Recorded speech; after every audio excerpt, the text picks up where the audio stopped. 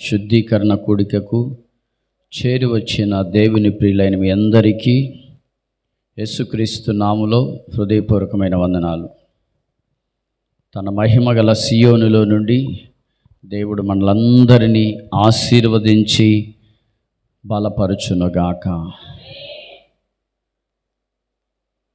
పరిశుద్ధ గ్రంథమైన బైబిల్ నుండి ఓ చక్కని వాగ్దానపూర్వకమైనటువంటి మాటను చదువుకుందాం. నిర్గమకాండం 8వ అధ్యాయం. నిర్గమకాండం 8వ అధ్యాయం 23వ వాక్యాన్ని నేను చదువుతాను, గమనించండి. నిర్గమకాండము 8వ అధ్యాయము 23వ వాక్యం. నా ప్రజలను నీ ప్రజల నుండి ప్రత్యేకపరచెదను. చక్కని వాగ్దానపూర్వకమైన మాట ఏమిటంటే ప్రత్యేకపరచెదను. ప్రత్యేకపరచెదను. ఈ కడవరి ఈ భయంకరమైనటువంటి దినాలలో ప్రభు కావలసిన వాగ్దానాన్ని మన కొరకై ప్రభు సిద్ధపరిచి ఉన్నాడు. ఈ జూన్ మాసములో ప్రభు సన్నిధిలో ప్రార్థిస్తున్న సమయంలో దేవుడు ఈ మాటను మన కొరకై సిద్ధపరిచాడు. నా ప్రజలను నేను ప్రత్యేకపరచెదను. ఎందులో నుండి నేను ప్రత్యేకపరచాలి అనుకుంటున్నాను అంటే ఐగుప్తులో నుండి. ఎవరిలో నుండి? ఐగుప్తులో నుండి. ఐగుప్తు సంబంధించినటువంటి ప్రజలలో నుండి, లేక ఐగుప్తు అనగా లోకం. ఐగుప్తు అనగా ఏంటి చెప్పండి? లోకం. ఇప్పుడు దేవుని ప్రజలను లోకములో నుండి నేను ప్రత్యేకపరుస్తాను, లేక ప్రత్యేకపరచెదను అని ప్రభువు మాట్లాడుతున్నాడు. ప్రియ సహోదరి సహోదరులారా, ఈ వాగ్దాన సందేశం ద్వారా దేవుడు మనలందరినీ లోకములో నుండి ప్రత్యేకపరిచి ఆయన కొరకు ప్రతిష్ఠ జనముగా ఆయన నిలబెట్టునుగాక. చెప్పండి, అందరు గట్టిగా ఆమేన్ చెప్పండి. నా దేవుడు మనలందరినీ ప్రత్యేకపరచునుగాక. ప్రత్యేకమైన జీవితము చేయునట్లు మనం ఆరాధించే దేవుడు మనలను నడిపించునుగాక. ఐగుప్తులో 430 సంవత్సరాలున్న ప్రజలతో మాట్లాడుతున్న వాగ్దానం ఏమిటంటే నా ప్రజలను నీ ప్రజలలో నుండి ప్రత్యేకపరచెదను. ఐగుప్తులో ఉండడానికి తన ప్రజలను దేవుడు ఇష్టపడడం లేదు. ఐగుప్తుతో ప్రయాణం చేయడానికి దేవుడు ఏమాత్రం కోరుకోవడం లేదు. తన ప్రజలను ఏ విధము చేతనైనా ప్రత్యేకపరిచి ఆయన కొరకు ఒక ప్రతిష్ఠ జనముగా నిలబెట్టుకోవడానికి ఆనాడు ఇజ్రాయేలుల గురించి దేవుడు వాగ్దానం చేశాడు. దేవునికి మహిమ కలుగునుగాక. ఐగుప్తు దేశానికి 70 మందిగా వెళ్ళిన ఆ ఇజ్రాయేలుల సంతానం వారు బయలుదేరినప్పుడు 6 లక్షల కాలబం. ప్రియులారా, గమనించండి. నేటి దైనందిన మన జీవిత యాత్రలో మనల్ని ప్రభు ఈ లోకము నుండి ప్రత్యేకపరిచి ఆయన కొరకు ప్రతిష్ఠ జనముగా నిలిపి ఆశీర్వదించునుగాక. గట్టిగా ఆమేన్ చెప్పండి. నా దేవుడు మిమ్ములను ప్రత్యేకపరచునుగాక. నా దేవుడు ప్రత్యేక జీవితం చేసేవారిగా ప్రభు మనలను స్థిరపరిచి ఆయన కాచునుగాక. ప్రియమైన సహోదరులారా, ఎందుకు దేవుడు తన ప్రజలను ప్రత్యేకపరచాలని కోరుకుంటున్నాడు అంటే మనం ఆరాధించే దేవుడు కూడా ప్రత్యేకమైన వాడు. హెబ్రీయులకు రాసిన పత్రిక 7వ అధ్యాయం 26వ వాక్యాన్ని ఒకసారి చదవగలరు? ఎవరైనా మీలో ఆ వాక్యాన్ని చదవగలరు? హెబ్రీయులకు రాసిన పత్రిక 7వ అధ్యాయం 26వ వాక్యం. పవిత్రుడును నిర్దోషియు నిష్కమలశుడును పాపులలో చేరక ప్రత్యేకముగా ఉన్నవాడు. చాలు ప్రత్యేకముగా ఉన్నవాడు. మనం ఆరాధించే దేవుడు కూడా ప్రత్యేకమైన వాడే. అన్ని దేవుళ్ళతో మన దేవుడు సరిపోతాడా? అన్ని దేవుళ్ళతో మన దేవుడు సరిపోడు. ప్రపంచములో దేవుళ్ళు దేవతలు అనబడిన వారిలో ఆయన ఎప్పటికీ నేటికి ఆయన ప్రత్యేకముగా ఉన్న దేవుడే. స్తోత్రం చెప్పండి గట్టిగా హుషారుగా, హల్లెలూయా. ఆయన ఏ విధంగా అయితే పాపులలో చేరక ప్రత్యేకంగా ఉన్నాడో తన ప్రజలను కూడా తన కొరకు ప్రత్యేకముగా దేవుడు నిలబెట్టుకోవాలని వాగ్దానం చేస్తున్నాడు. నా ప్రజలను ప్రత్యేకపరచెదను. ఎవరితో చెప్తున్నాడు ఈ మాట? డైరెక్ట్గా ఫరోతో చెప్తున్నాడు. ఎవరితో చెప్తున్నాడండి? ఫరోతో చెప్తే తన ప్రజలకు చెందిన వాగ్దానమా కాదా ఇది? ఫరోతో చెప్పిన వాగ్దానం తన ప్రజలకు వర్తించే వాగ్దానాన్ని గురించి చెప్తున్నాడు. నా ప్రజలను నీ ప్రజలలో నుండి ప్రత్యేకపరచెదను. నా ప్రియ సహోదరి సహోదరులారా, దేవుడు మనలందరినీ ప్రభు రాకడ వరకు ఆయన మనలను ప్రత్యేకపరిచి ఆయన కొరకు కాపాడునుగాక. పాపులలో చేరక మన దేవుడు ఎలాగైతే ప్రత్యేకముగా ఉన్నాడో ఈ లోక పాపులతో మనము చేరక ప్రత్యేకముగా ఉన్న ఒక గుంపుగా దేవుడు మనలను నిలబెట్టునుగాక. ఆమె చెప్పండి గట్టిగా. నిన్ను చూస్తే ప్రత్యేకంగా కనబడతావు. సమాజములో ఆధ్యాత్మిక జీవిత యాత్రలో ప్రయాణం చేస్తున్నప్పుడు ఓ గుంపులో నువ్వు కనబడితే ఆ గుంపులో ప్రత్యేకంగా కనబడదువుగాక. ఒక కార్యక్రమానికి వెళితే ఆ కార్యక్రమంలో ప్రత్యేకంగా కనబడదువుగాక. ప్రయాణం చేస్తున్నప్పుడు నీ చుట్టూ అనేకులు ఉన్నప్పుడు వారి కంటే నీవు ఒక ప్రత్యేకముగా కనబడదువుగాక. చెప్పాలి గట్టిగా ఆమేన్. వారి వలె నీ జీవితం కనపడకూడదు. వారి వలె నీ యొక్క ప్రవర్తన కనపరచకూడదు. నీవెక్కడ ఉన్నా ఒక ప్రత్యేకమైన వ్యక్తిగా ప్రభు కొరకు అనేకుల మధ్యలో నా దేవుడు నిన్ను స్థిరపరిచి ఆశీర్వదించి నిన్ను దేవుడు కాపాడునుగాక. చెప్పండి గట్టిగా ఆమేన్. ప్రియ సహోదరి సహోదరులారా, దేవుని కొరకు ప్రత్యేకమైన జీవితం చేస్తే ఆయన సన్నిధిలో కలిగే ఆశీర్వాదాలు కూడా ఉన్నాయి. బైబిల్లో ఒక్కొక్కటిగా నేను మీకు జ్ఞాపకం చేస్తాను. నిర్గమకాండం 33వ అధ్యాయం 16వ వచనాన్ని ఒకసారి. నిర్గమకాండం 33వ అధ్యాయం 16వ వాక్యాన్ని ఒక్కసారి. నా ఎడలను, దైవజనుడైన మోషే దేవునితో మాట్లాడుతున్న వాక్కు ఇది. మరలా చదవండి. నా ఎడలను, నీ ప్రజల ఎడలను నీకు కటాక్షము కలిగినది. దేని వలన తెలియబడును? నీవు మాతో వచ్చుట వలననే కదా. అమ్మా, అట్లు మేము అనగా నేనును నీ ప్రజలను భూమి మీద సమస్త ప్రజలలో నుండి ప్రత్యేకింపబడుదుమని ఆయనతో చెప్పాను. గట్టిగా హల్లెలూయా చెప్పండి ఒక్కసారి. ఇందులో ఉన్న ఈ మాటను మనము జ్ఞాపకం చేసుకోగలిగితే, నా దేవుడు మీ ఎడల ఆయన కటాక్షము చూపునట్లు మీరు సమస్త జనులలో నుండి ప్రత్యేకించబడుదురుగాక. ఆమేన్ చెప్పండి. ఈరోజు దేవుని కటాక్షం నీ మీద, నీ కుటుంబం మీద ఆయన నిలుపునట్లు నీవు ప్రత్యేకించబడుదువుగాక. పాపులలో చేరక ప్రత్యేకించబడుదువుగాక.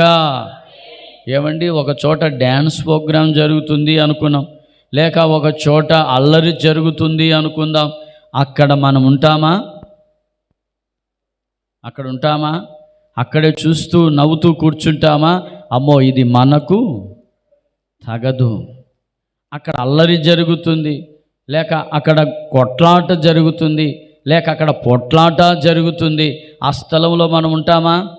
అమ్మో ఈ గొడవలు మనకు తగవు, ఈ అల్లరి మనకు తగదు అని అక్కడి నుంచి ఏమవుతాం? అక్కడి నుంచి వేరైపోతాం, అక్కడి నుంచి వెళ్ళిపోతాం. అంటే దాని అర్థం ఒక ప్రత్యేకమైన జీవితం చేయడానికి మనమందరం దేవుని సన్నిధిలో కలిగి ఉన్నాం. దేవునికి మహిమ కలుగునుగాక. నా ప్రియమైన సహోదరులారా, ఈ జూన్ మాసంలో నీవు దేవుని కొరకు ఒక ప్రత్యేకమైన జీవితం చేయగలిగితే దేవుని కటాక్షం నీ మీద నిశ్చయముగా ఉండబోతా ఉంది. దేవునికి మహిమ కలుగునుగాక. నువ్వు చేసే పనుల మీద ఆయన కటాక్షం ఉండబోతుంది. నువ్వు చేసే పనుల్లో, ఉద్యోగాల్లో, నీ పిల్లల చదువుల్లో, అన్ని రంగాలలో దేవుని కటాక్షం నీ ఎడల నిలిపి నా దేవుడు నిన్ను నడిపించబోతూ ఉన్నాడు. దేవునికి మహిమ కలుగునుగాక. ఈరోజు దేవుని కటాక్షం కొరకు ఎదురు చూస్తూ ఉండవచ్చు. ఆయన కటాక్షం నాకు ఎప్పుడు కలుగుతుందా అని ఎదురు చూస్తూ ఉండవచ్చు. ఈ ఇబ్బందులలో, ఈ ఇరుకులలో, సమస్యలలో నా దేవుడు కటాక్షము చూపకపోడా, లేక దీర్ఘకాల రోగ వ్యవస్థలో పడి ఉన్నప్పుడు దేవుని కటాక్షం మనం కోరుకుంటాం. అవును ప్రియులరా, దేవుని కొరకు ఒక ప్రత్యేకమైన వ్యక్తిగా ప్రభు కొరకు జీవించాలని నీ హృదయంలో ఎప్పుడైతే తీర్మానం కలిగి ప్రార్థన చేయగలుగుతావో ఆ రోజే, ఆనాడే నా దేవుని కటాక్షం నీ మీదికి దిగి రాబోతుంది. చెప్పండి గట్టిగా హల్లెలూయా. నిశ్చయముగా నా దేవుని కటాక్షం నీ మీదికి వచ్చునుగాక, నా దేవుని కటాక్షం నీ మీద ఉండునుగాక. ప్రియ సహోదరి సహోదరులారా, ఒకవేళ మనుషుల కటాక్షం కొరకు ఎదురు చూస్తుండవచ్చు.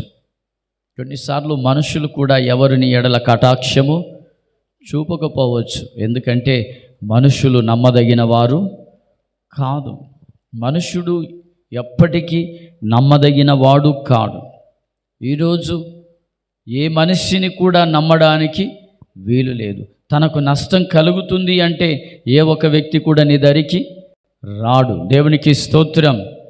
కానీ నా దేవుడైతే ఏ స్థితిలోనైనా, ఏ సందర్భములోనైనా నీ ఎడల కటాక్షము చూపగలిగిన దేవుడు. దేవునికి మహిమ కలుగునుగాక. కానీ ప్రత్యేక జీవితం ప్రభు కొరకు చేయగలగాలి. దేవుని కొరకు ప్రత్యేక జీవితం. నేను వారి వలె బ్రతకరాదు, వారి వలె నేను ప్రవర్తించరాదు, వారి వలె నేను దేవుని కొరకు బ్రతకరాదు. నా ప్రభు కొరకు నేను ప్రత్యేక జీవితం చేయాలి. నా ప్రభు కొరకు లోకస్తుల వలె నేను జీవించకూడదు. నేను రక్షించబడ్డాను, నేను విమోచించబడ్డాను, యేసు రక్తం చేత కడగబడ్డాను, బాప్తిసం పొందాను. నేను నా దేవుని కొరకు ప్రత్యేకంగా జీవించాలి. ఎప్పుడైతే దేవుని సన్నిధిలో నీవు తీర్మానం కలిగి దేవుని కొరకు ఎప్పుడైతే ప్రయాణం చేయగలుగుతావో ఆ క్షణమే నా దేవుని కటాక్షం నీ మీద, నీ కుటుంబం మీదకి దిగి రాబోతుంది. దేవునికి మహిమ కలుగునుగాక. ప్రియ సహోదరులారా, ఒక్కసారి ఆలోచించండి, ఎందుకు దేవుని కటాక్షం రావడం లేదు? కారణం ఏంటో తెలుసా? ప్రత్యేక జీవితం ప్రభు కొరకు చేయలేకపోతున్నాం. అందరిలాగా బ్రతుకుతున్నాం, అందరిలాగా ప్రవర్తిస్తున్నాం, అందరిలాగా మాట్లాడుతున్నాం, అందరిలాగా నవ్వుతున్నాం, అందరిలాగా లోకస్తుల్లాగా బ్రతుకుతున్నాం. అలాంటప్పుడు దేవుని కటాక్షం ఎలా వస్తుంది? ఆలోచించండి ఒక్కసారి. ప్రభు కొరకు నీ హృదయంలో ఒక తీర్మానం అనేది కలగాలి. ప్రభువా నీ కోసం నేను బ్రతకాలి, ప్రభువా నీ కోసం ప్రత్యేక జీవితం చేయాలి. లోకస్తుల వలె నేను మాట్లాడకూడదు, లోకస్తులు మాట్లాడినట్లు నేను ప్రవర్తించరాదు, లోకస్తుల వలె నా భాష ఉండరాదు. ప్రియ సహోదరులారా, ఒకసారి ఆలోచించండి. లోకంలో అనేక వింతలు మన కంటికి కనిపిస్తూ ఉంటాయి. ఒక్కొక్క చోటుకి వెళితే ఒక్కొక్క వింత చూస్తూ ఉంటాం, వింటూ ఉంటాం. కానీ అవన్నీ మన జీవితంలో క్రియ జరగరాదు. స్తోత్రం చెప్పండి. ఆ చోట ఉన్నప్పుడు అందరూ నవ్వుతూ ఉన్నా నువ్వు మౌనంగా ఉంటే అదే ప్రత్యేక జీవితం. అందరూ జోకులు వేస్తూ ఉన్నా నువ్వు జోక్ వేయకుండా ఉండడమే ప్రత్యేక జీవితం. దేవునికి మహిమ కలుగునుగాక. చేతులెత్తి గట్టిగా చెప్పండి. అవును ప్రియ సహోదరి సహోదరులారా, యాకోబు కుటుంబంలో 12 మందిలో యోసేపే ప్రత్యేక జీవితం చేశాడు. యోసేపు జీవితంలో అందుకే దేవుని కటాక్షము కలిగినది. చెరసాల్లో ఉన్నప్పుడు కటాక్షం కలిగింది. ఎక్కడున్నప్పుడు? చెరసాల్లో ఉన్నప్పుడు కటాక్షం కలిగింది. దేవుని కటాక్షం తను పోతిఫర్లో ఇంట్లో ఉన్నప్పుడు తను చేసే పనులు సఫలం కావడానికి కూడా దేవుడు కటాక్షం చూపాడు. ఎందుకని యేసేపు జీవితంలో కటాక్షం కలిగిందో తెలుసా? యేసేపు ప్రత్యేక జీవితం చేశాడు. స్తోత్రం చెప్పండి, చేతులతో గట్టిగా చెప్పండి. యేసేపు అన్నదమ్ముల వలె యేసేపు ప్రవర్తించలేదు.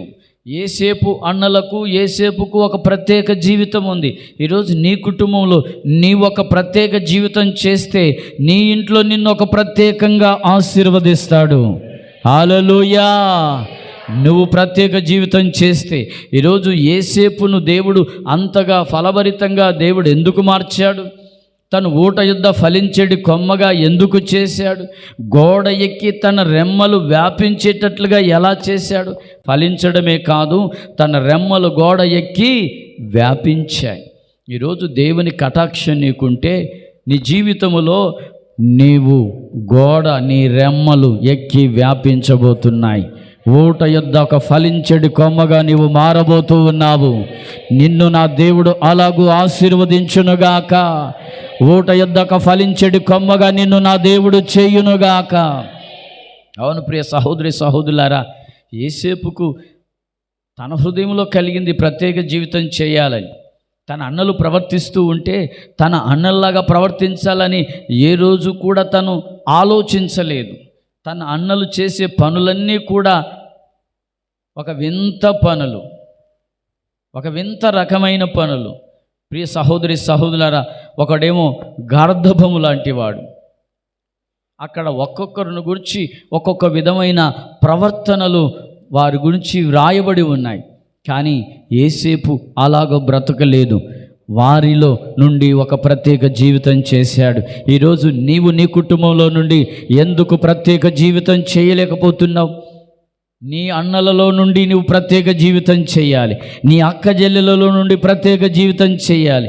నీ అక్క ఒక రకంగా ఉండొచ్చు, కానీ వారికంటే నువ్వు ఒక ప్రత్యేక జీవితం చేయుదువుగాక. చెప్పండి, దేవునికి మహిమ కలుగునుగాక. ఈరోజు ప్రభు కొరకు ఒక ప్రత్యేక జీవితం చేయాలి. అవును ప్రియులారా, నీ కుటుంబంలో నీవు ఒక ప్రత్యేక జీవితం చేస్తే నీ కుటుంబంలో ఉన్న వారికంటే ప్రభు ఒక ఫలభరితంగా దేవుడు మార్చబోతున్నాడు. హల్లెలూయా. యేసేపును దేవుడు ఎంత ఆశీర్వదించాడు ఆలోచించండి. ఈరోజు నీవు ఆశీర్వదించబడకపోవడానికి కారణం ఏంటో తెలుసా? అసలు దేవుని కటాక్షం నీ మీదికి రావడం లేదు. దేవుని కటాక్షమే నీ మీద ఉంటే అన్ని పరిస్థితులను దేవుడు దాటించి అన్ని స్థితుల గుండా నీ ఎడల కటాక్షము చూపించి ప్రభు నిన్ను ఫలభరితంగా మార్చబోతున్నాడు. యేసేపు జీవితంలో ఎన్ని బంధకాలు వచ్చినా, ఎన్ని శ్రమలు వచ్చినా, ఎన్ని అవమానాలు వచ్చినా, ఎన్ని కన్నీళ్ళే ఎదురైనా దేవుని కటాక్షం యేసేపును విడవలేదు. దేవునికి స్తోత్రం. ఈరోజు దేవుని కటాక్షం నీ మీద ఉండునుగాక. ఆ దేవుని కటాక్షం నీ మీద ఉండునుగాక. ఈనాటి నుంచి నీవు ఈ మాసములో ఈ రోజు నుంచి ప్రభు కొరకు ఒక ప్రత్యేక జీవితము చేయుదువుగాక. హల్లెలూయా. చూడండి, బైబిల్లో మరొక మాట కూడా చదువుకుందాం. ద్వితీయోపదేశకాండం 33వ అధ్యాయం 28వ వచనం. ద్వితీయోపదేశకాండం. ఇజ్రాయేలు, చూడండి, ఇజ్రాయేలు నిర్భయముగా నివసించును, యాకోబు ఊట. చాలండి, ఏమని రాయబడి ఉంది? ఇజ్రాయేలు. ఆ కింద వచనంలో చూస్తే, ఆ కింద వచనం కూడా కంప్లీట్ చేయండి. అతడు ధాన్య ద్రాక్షారసములు గల దేశములో నుండును, అతనిపై ఆకాశపు మంచు కురియును. ఎంత చక్కని దీవెనలు తన జీవితంలో కలిగి ఉన్నాయో చూడండి.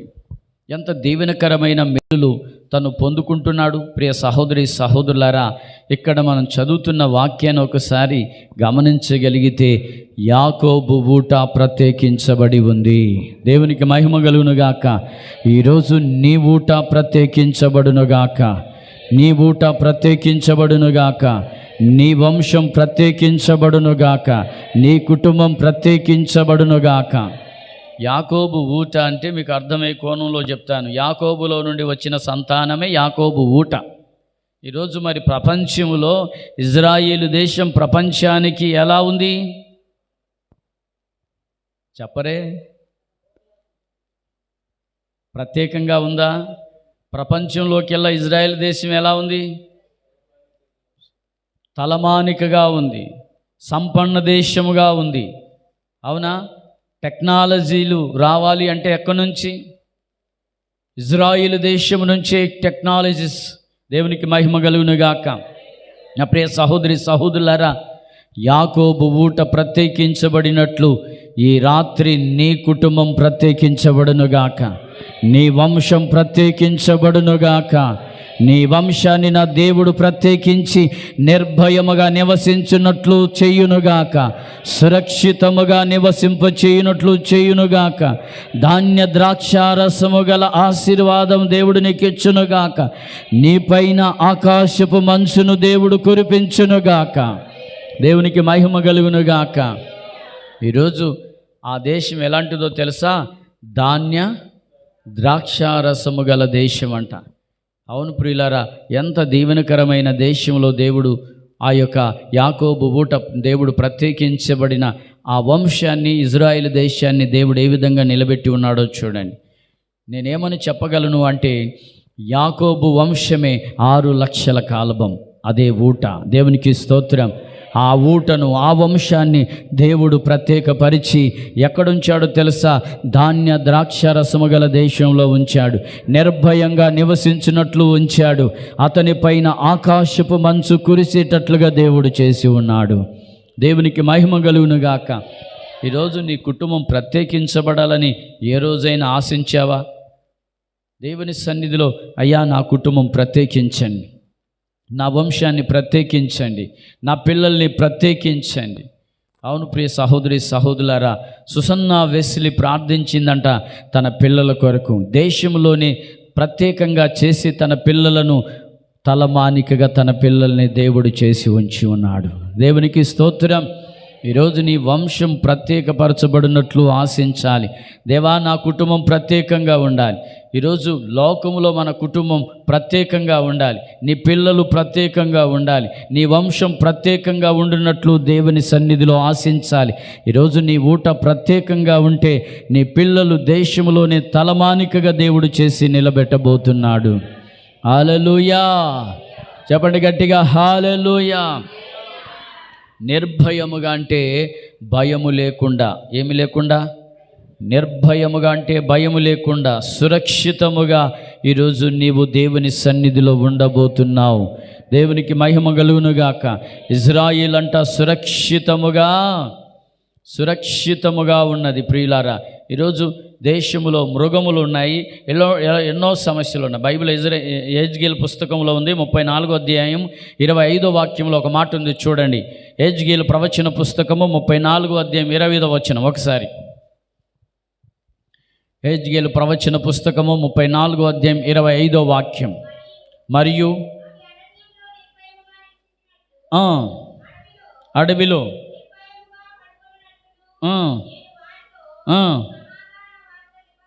వారితో నేను సమాధానార్థమైన నిబంధన చేయుదును.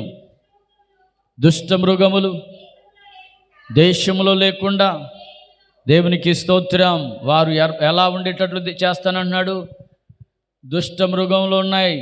నా ప్రియ సహోదరులారా, నిన్ను దేవుడు నిర్భయంగా ఎలా చేస్తాడో తెలుసా? నీకు విరోధంగా పనిచేస్తున్న దుష్ట మృగములు లేకుండా దేవుడు చేయబోతున్నాడు. హల్లెలూయా.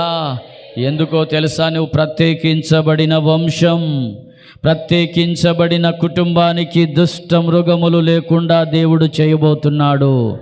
నిర్భయముగా ఉండునట్లు చేయబోతున్నాడు. నిర్భయముగా పండుకొనున్నట్లు చేయబోతున్నాడు. దేవునికి మహిమ కలుగునుగాక. కొందరు రాత్రులు నిద్రిస్తున్నప్పుడు భయపడుతూ ఉంటారు. అవునా? భయం, ఏదో ఒక భయం, ఏదో ఒక అలజడి, ఏదో ఒక వేదన. ఎందుకో తెలుసా? ప్రత్యేక జీవితం చేసినప్పుడు నీవు నిర్భయముగా నిద్రిస్తావు, నిర్భయముగా పండుకుంటావు. ఎందుకో తెలుసా? నిద్రించుచున్న నిన్ను ఆయన కావలి కాయగల దేవుడు. హల్లెలూయా. నీ చుట్టూ దేవదూతలను దేవుడుంచి కావలి కాయగలడు. ఎందుకో తెలుసా? ప్రత్యేకించబడిన వారికి దేవదూతలను దేవుడు భూలోకానికి పంపబోతున్నాడు. ప్రత్యేకించబడిన వారికి ఆయన పరిచర్య చేయుటకు పంపబోతున్నాడు. యేసు ప్రభు అపవాది శోధిస్తే పరిచర్య చేయడానికి ఎవరు దిగొచ్చారు? దూత దిగి వచ్చింది. ఈరోజు నిర్భయముగా ఉండునట్లు నా దేవుడు నీ జీవితంలో, నీ కుటుంబంలో దేవుడు చేయునుగాక. అంత మాత్రమే కాదు, అతని పైన ఏం కురుస్తుందంట? ఆకాశపు మంచు. మంచు అంటే ఉదయకాలం కురిసేటువంటిది. మంచు ఎప్పుడు కురుస్తుంది? ఉదయకాలం, సూర్యుడు ఉదయించకముందే కురిసేటువంటిది మంచు. ఆ మంచు అనే కృప తనకి దేవుడు ఉంచి ఉన్నాడు. హల్లెలూయా. ఈరోజు ప్రత్యేకించబడితే కృప కూడా నీ మీదకి దిగి వస్తుంది. ఏమొస్తుంది? నువ్వు ప్రత్యేకంగా బ్రతుకుతా ఉన్నప్పుడు దేవుని కృప కూడా నీకు తోడుగా ఉండబోతుంది. దేవుని కృపను కూడా నీ పట్ల ఉంచబోతున్నాడు. ఆ కృప ద్వారా నిన్ను ఆశీర్వదించబోతున్నాడు. ఆ కృప ద్వారా నిన్ను ప్రత్యేకంగా దేవుడు ఆశీర్వదించబోతున్నాడు. హల్లెలూయా. ఈరోజు దేవుడు మాట్లాడుతున్న మాట ఏంటంటే, ప్రత్యేకంగా ఈ పరిచర్య ఈ ప్రాంతంలో ఉండునుగాక.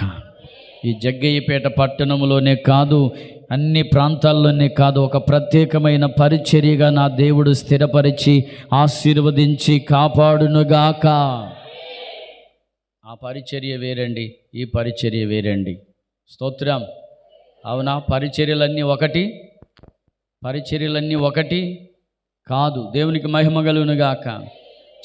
చాలా రకరకాల పరిచర్యలు ఉన్నాయి. నేనేమంటానంటే, ప్రత్యేకపరచబడిన పరిచర్యలుగా దేవుడు చెయ్యునుగాక. హల్లెలూయా. ఈరోజు ప్రత్యేకించబడిన సమూహానికి, ప్రత్యేకించబడిన సంఘానికి, ప్రత్యేకించబడిన వంశానికి ఆయన కృప నుంచి ఆశీర్వదించి ధాన్యము, ద్రాక్షారసం. ఏంటంట చెప్పండి? ధాన్యం అంటే ఏంటి? ద్రాక్షారసం అంటే ఏంటి? దేవునికి మహిమ కలుగునుగాక. స్తోత్రం చెప్పండి. ధాన్యం అంటే ఆహారం. ధాన్యం అంటే ఏంటి? ఆహారం. ద్రాక్షారసం అంటే సంతోషం. అది దేవునికి మహిమ కలుగునుగాక. అంటే నీ ఇంట్లో సమృద్ధి, ధనాన్ని, ఆహారాన్ని చేత నిన్ను పోషించి సంతోషంగా నీ కుటుంబాన్ని నిలబెట్టబోతున్నాడు. దేవునికి మహిమ కలుగునుగాక. ధాన్యం అనగా నీకు బలమునిచ్చేది. ధాన్యం అనగా నీకు శక్తినిచ్చేది. ఆనాడు ఏలియా ఆహారం పుచ్చుకొని, రొట్టెను పుచ్చుకొని బలము పొంది ప్రయాణం చేశాడు. దేవునికి స్తోత్రం. అటువంటి కృప దేవుడు నీకు ఇచ్చునుగాక. అటువంటి కృప, ఆశీర్వాదం దేవుడు నీకు ఇచ్చునుగాక. ఆమేన్. మరొక్క మాట కూడా చదువుకుందాం. ఎజ్రా గ్రంథము 6వ అధ్యాయం 21వ వచనం. ఎజ్రా గ్రంథం 6వ అధ్యాయం 21వ వచనం నుంచి చదువుకుందాం. ఎజ్రా గ్రంథం 6వ అధ్యాయం 21వ వచనం. త్వరగా ఎజ్రా గ్రంథం, ఎజ్రా పుస్తకం ఎక్కడ ఉందో కూడా తెలియట్లేదు మీకు. కావున అమ్మ అలా చదివితే అర్థం కాదు. బైబిల్ ఇలా ఎత్తుకొని మీ వాయిస్ నాకు వినపడాలి. కావున చెరలో నుండి విడుదల నుండి తిరిగి వచ్చిన ఇజ్రాయేలుల దేవుడైన యెహోవాను ఆశ్రయించుటకై దేశమందుండు అరణ్యములలో అపవిత్రపరచబడి తమ్మును తాము ప్రత్యేకించుకొనిన వారందరూ వచ్చి తిని పులియని రొట్టెల పండుగను 7 దినములు ఆనందముతో ఆచరించిరి. స్తోత్రం చెప్పండి. ప్రత్యేకించబడిన వారికి పస్కా పండుగ. గట్టిగా ఆమేన్ చెప్పండి. ప్రభు వల్ల కనుక రేపటిని గురించి కూడా నేను ఈ వాక్యాన్ని రాసుకున్నాను. ఈరోజు మీరు ప్రత్యేకించబడి ప్రభు బలలో చేయి వేస్తే ఆ పండుగలో ఉన్న ఆయన మరణ పునరుద్ధానముల యొక్క జీవం మీలోనికి వస్తుంది. స్తోత్రం చెప్పండి గట్టిగా, హల్లెలూయా. మరణ పునరుద్ధానముల శక్తి దేవుడు మీకు ఇస్తాడు. ఎప్పుడో తెలుసా? ప్రత్యేకపరుచుకొని పులియని రొట్టెల పండుగను ఆచరించాలి. ఏ పండుగ? రేపటి రోజు పులియని రొట్టెల పండుగ. అదే క్రీస్తు శరీరం అనేది రొట్టె, క్రీస్తు రక్తం అనేది ద్రాక్షారసమును మనం రేపటి రోజున దానిని ఒక పండుగగా ఆచరించుదుముగాక. చెప్పండి గట్టిగా, హల్లెలూయా. ఈరోజు ప్రియమైన సహోదరి సహోదరులారా, పండుగ అనేది ఏదో అనాలోచితంగా ఆచరించేది కాదు. ఇది ఏమని రాయబడి ఉంది? మిమ్మును మీరు ప్రత్యేకపరచుకోండి, ప్రతి అపవిత్రత నుండి ప్రత్యేకపరచబడండి. చెరలో నుండి విడుదల పొందిన వారందరూ కూడా ప్రత్యేకించబడాలి. దాని అర్థం ఏంటి? ఎర్ర సముద్రాన్ని దాటిన వారందరూ, ఎర్ర సముద్రం దాటాం కదా, ఇంకా ఏ అపవిత్రత లేదని కాదు. వారిలో కొన్ని అపవిత్రతలు, కొన్ని సహవాసాలు జరిగి ఉన్నాయి. అంత మాత్రమే కాదు, అది బబులోను చెరకు వెళ్ళినటువంటి గ్రంథం. అది ఏ గ్రంథం చెప్పండి? బబులోను చెరకు వెళ్ళినటువంటి గ్రంథం. దేవునికి మహిమ కలుగునుగాక. స్తోత్రం చెప్పండి గట్టిగా, హల్లెలూయా. బబులోనికి మరలా చెరగా వెళ్ళారు. అయినా కూడా దేవుడు అంటున్నాడు, మరలా మీరు ప్రత్యేకపరుచుకొని ఒకవేళ వచ్చి మీరు పాస్కా పండుగను ఆచరించండి. దేవునికి మహిమ కలుగునుగాక. కొన్నిసార్లు బబులోన్ లాంటి పరిస్థితికి మనం కూడా వెళ్ళి ఉండవచ్చు. బబులోన్ అంటే ఎక్కువగా విగ్రహారాధనకి ఎక్కువగా ప్రాముఖ్యత చెందిన దేశం. అది ఎక్కువగా దేనికి కేంద్రమై ఉంది? ఎక్కువగా జ్యోతిష్య శాస్త్రం, ఎక్కువగా విగ్రహారాధన, ఎక్కువగా అక్కడ పెద్ద విగ్రహాన్ని నిలబెట్టాడు. దేవునికి స్తోత్రం చెప్పండి, అవునా? ఎక్కువగా అది అపవిత్రాత్మకి ఉనికి పట్టు, భూరాజులు దానితో వ్యభిచరించిన దేశం. అలాంటి భయంకరమైన అపవిత్ర దేశంలో నుంచి మనమందరము కూడా ప్రత్యేకించబడి దేవుని కొరకు దేవుని సన్నిధిలో పాస్కా పండుగను ఆచరించుదుముగాక. చెప్పండి గట్టిగా, హల్లెలూయా, హల్లెలూయా.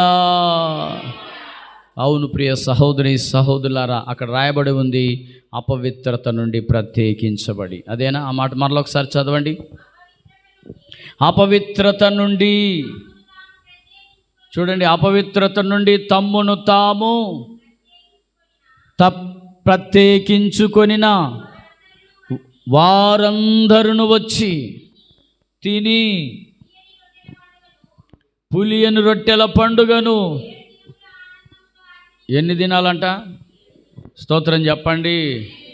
మీరు 7 దినాలు ప్రభు బల్ల తీసుకుంటారు. ఎక్కడ ఉండి 1 గంట తీసుకోవడానికి, 10 నిమిషాలు తీసుకోవడానికి మనం ఎంతో ఇబ్బంది పడిపోతాం కదా. ఎప్పుడెప్పుడు అయిపోతుందా బల్ల, ఎప్పుడెప్పుడు అయిపోతుందా బల్ల అనుకుంటా ఉంటాం. స్తోత్రం చెప్పండి, అవునయ్యా. ఎప్పుడెప్పుడు వెళ్ళిపోదాం, ఎప్పుడెప్పుడు ముగిస్తారు, ఎప్పుడెప్పుడు ముగిస్తే ఎప్పుడు వెళ్ళిపోదాం. ఇజ్రాయిలులంట 7 దినాలు ఆచరించారంట. మనం ఉంటామండి 7 దినాలు? మందిరంలోని 7 రోజులు ఆచరిస్తామా? చెప్పండి, ఆచరిస్తామా?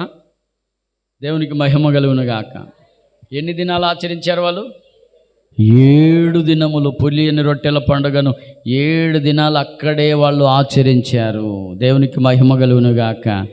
ఈరోజు ఒక్కరోజు బల్లారాధనకు ముందు మనం దేవుని సన్నిధిలో ప్రత్యేకించుకొని మనల్ని మనం శుద్ధీకరించుకొని ప్రభు బలలో చేయి వేయడానికి కూడా ఎంతోమంది దూరం అయిపోతున్నారు.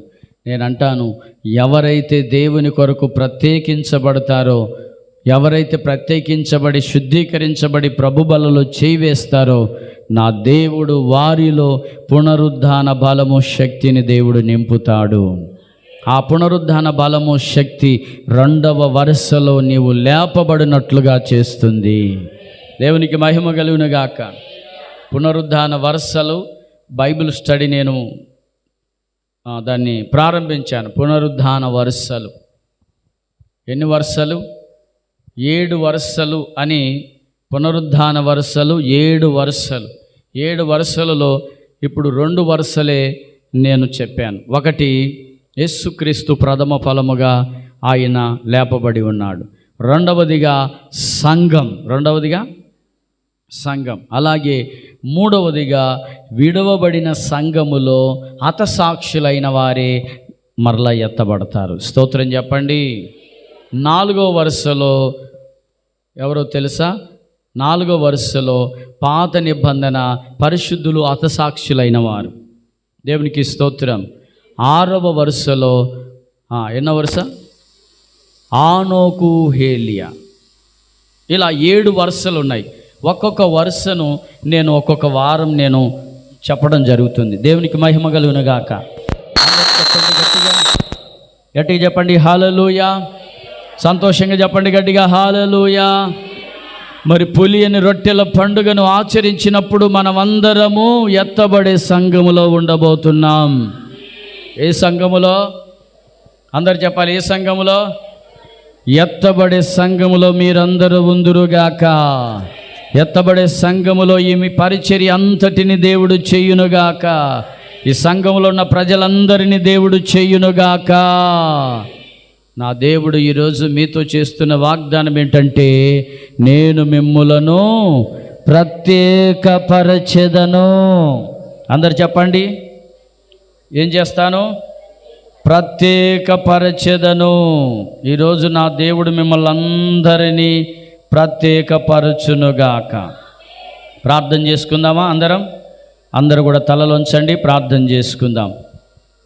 ఎవరి ఫోన్లో మోగుతున్నా చూడమ్మా, సైలెంట్లో పెట్టుకోవడం తెలియట్లేదు వీళ్ళకి.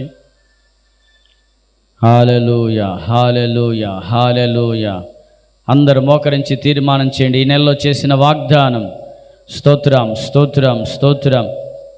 ప్రార్థన చేసుకుందాం. విజయరత్నం గారు వచ్చి ప్రార్థన చేస్తారు, ప్రార్థనలో మనల్ని నడిపిస్తారు. దయచేసి అందరూ కూడా ఈరోజు దేవుడు మనతో మాట్లాడిన వాగ్దానం, దేవుని సన్నిధిలో దేవుడు మనతో మాట్లాడిన వాగ్దానాన్ని ఒక్కసారి అందరం కూడా హల్లెలూయా, హల్లెలూయా, హల్లెలూయా.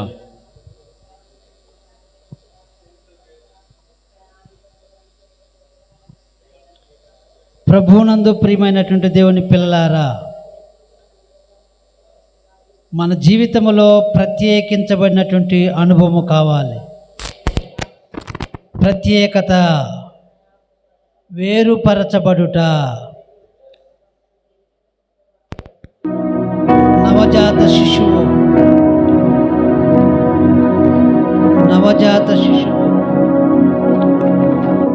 తల్లి నుండి వేరు చేయబడకపోతే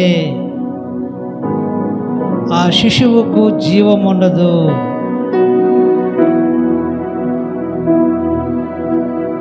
గర్భములో నుంచి వచ్చినటువంటి ఆ శిశువు తల్లితో పెనవేయబడినటువంటి ఆ బంధమును కత్తిరించాలి. అప్పుడే తల్లి బిడ్డ వేరు చేయబడుతుంది. బిడ్డ సురక్షితముగా జీవించగలుగుతుంది.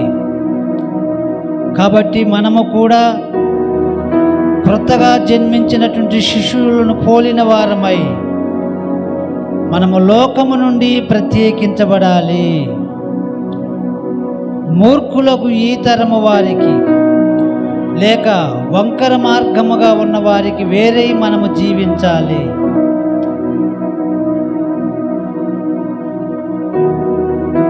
ఇజ్రా కాలములో చూస్తే వారు ప్రత్యేకించబడి బబులోను యొక్క దాస్యము నుండి విడిపించబడి వారు ప్రభువు కొరకు ప్రతిష్ఠించబడిన వారై 7 దినములు పులియని రొట్టెల పండుగను ఆచరించారు. ప్రత్యేకముగా వారు జీవించారు. ఈ ప్రపంచంలో ఒక జాతి ఉన్నదండి. ఆ జాతి అన్ని జాతులతో సమానముగా లేరు, కానీ వారి విధులు, వారి యొక్క జీవన విధానము ప్రత్యేకముగా ఉంటున్నది. కనుకనే వారు ప్రత్యేకముగా జీవించుతున్నటువంటి వారుగా మనం చూడగలుగుతుంటున్నాం. మనము కూడా దేవుని కొరకు ప్రత్యేకించబడినటువంటి జీవన విధానములో జీవించాలి. ఈ లోకమునకు వేరుగా మనము జీవించాలి. ఈ రాత్రి కాలములో అలాంటి జీవితము నీలో నాలో ఉన్నదా లేదని చెప్పి మనము స్వపరిశీలన చేసుకోవాలి. మనము రేపటి దినంలో ప్రభు బలలో చేవేయబోచున్నప్పుడు మనము శుద్ధీకరించుకోవాలి. నశించిపోవచ్చున్న సువర్ణము అది అగ్నిలో పుటమవేయబడకపోతే, అది శుద్ధి చేయకపోతే దానిలో నుంచి మేలిమి బంగారము బయటకు రాదు. కాబట్టి మనకు కలుగుచున్నటువంటి శ్రమలు కానీ, మనకు వచ్చుచున్నటువంటి ఆ యొక్క బాధలు కానీ అవన్నీ కూడా మనలను ప్రత్యేకించపరచడానికి ప్రభు అనుగ్రహించుచున్నాడని చెప్పి భావించి మనము ప్రభు కొరకు ప్రత్యేకముగా జీవించి మేలిమి బంగారముగా పుటమై ఉన్న బంగారముగా జీవించాలి. ప్రార్థన చేసుకుందాం. సర్వకృపానిధికి మా ప్రియ ప్రభు, నీ పరిశుద్ధ నామమునకు వందనాలు చెల్లిస్తున్నాం. ఈ రాత్రికాల సమయంలో ప్రభువా, ఈ వాగ్దాన కూడికలో నాయనా మీరు ఇచ్చినటువంటి గొప్ప వాగ్దానమును బట్టి ప్రభు మీకు వందనాలు. మాలో ప్రత్యేకించబడిన జీవితాన్ని తండ్రి మీరు అనుగ్రహించమని ప్రార్థన చేస్తున్నాం. దానిని ప్రభువా మేము అలవర్చుకొని ఆ రీతిగా జీవించి నీకు మహిమ తెచ్చే బిడ్డలుగా ఉండటానికి నీ కృప చూపమని ప్రార్థన చేస్తున్నాం. ఇదిగో తండ్రి, నీ స్తోత్రము నాయనా, మూర్ఖులకు ఈ తరం వారికి నాయనా మేము ప్రత్యేకంగా జీవించడానికి మీ కృప చూపించండి, మీ సహాయం చేయండి.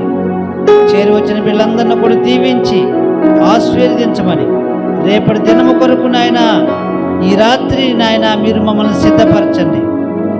ఈ శుద్ధీకరణ కూడికలో తండ్రి పాలు పొందినటువంటి ప్రతి బిడ్డను ప్రభు నాయనా ఈ రాత్రి మీరు దర్శించి వారి హృదయములో గొప్ప పరివర్తన పరిమార్పు కలుగు చేయండి. పరిశుద్ధపరచబడే